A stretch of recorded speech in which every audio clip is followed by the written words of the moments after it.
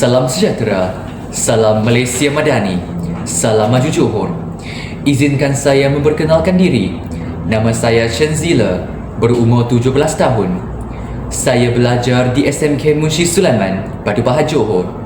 Kod sekolah saya ialah JEB 0018. Hari ini, buku yang saya ingin berkongsi ialah Jalan Tegak dengan 368 halaman.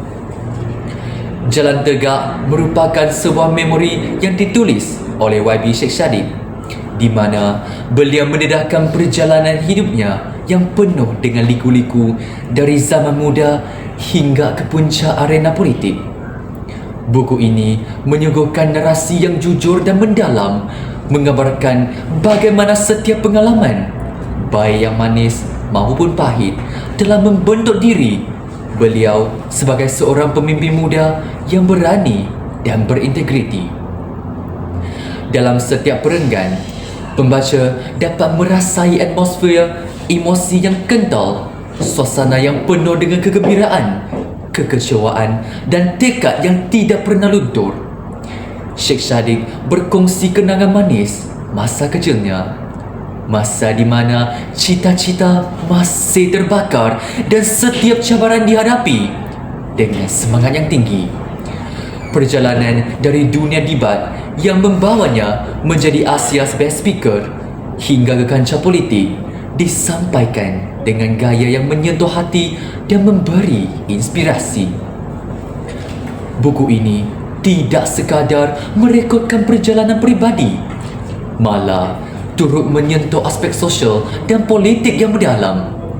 Melalui penceritaannya, beliau menekankan nilai-nilai kejujuran, keberanian dan keteguhan dalam menghadapi pengkhianatan serta rintangan. Nilai-nilai ini yang menjadikan Jalan Tegak sebagai karya yang memberi pengajaran dan semangat perjuangan kepada para pembaca. Setiap bab dalam buku ini bahagikan sebuah pelajaran hidup yang dapat dijadikan panduan dalam menghadapi pelbagai dugaan. Pembaca akan tersentuh dengan refleksi selepas membaca yang muncul dari setiap cerita perjuangan dan pengorbanan yang diceritakan. Keikhlasan dan keazaman beliau mengajarkan bahawa setiap kegagalan adalah batu loncatan menuju kejayaan. Sheikh Shadid dengan penuh keberanian berkongsi tentang detik-detik getir dalam kerjaya politiknya. Beliau tidak menyembunyikan kepedihan yang dialaminya apabila dikhianati oleh orang tersayang. Namun pada masa yang sama, pengalaman itu menjadikannya lebih matang dan tabah. Kisah-kisah sedih ini memberikan perasaan yang mendalam, mengajak pembaca untuk merenung dan belajar daripada setiap pengalaman hidup. Buku Jalan Tegak juga mencipta suasana yang penuh dengan motivasi dan semangat perjuangan. Ia mengajak setiap individu untuk tidak mudah putus asa dalam menghadapi cabaran. Sebaliknya, jadikan setiap halangan sebagai peluang untuk berkembang dan memperbaiki diri.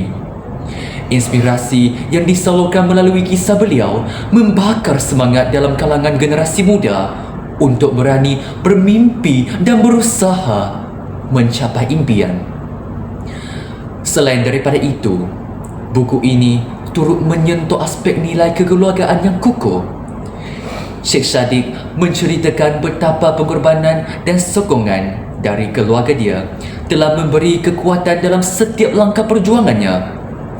Nilai kasih sayang dan penghargaan terhadap jasa ibu bapa sangat ditekankan, menjadikan bacaan ini bukan sahaja motivasional tetapi juga penuh dengan kehangatan emosi. Melalui penceritaan yang penuh dengan perasaan, Sheikh Shadid berjaya mencipta suasana yang meresap ke dalam jiwa pembaca.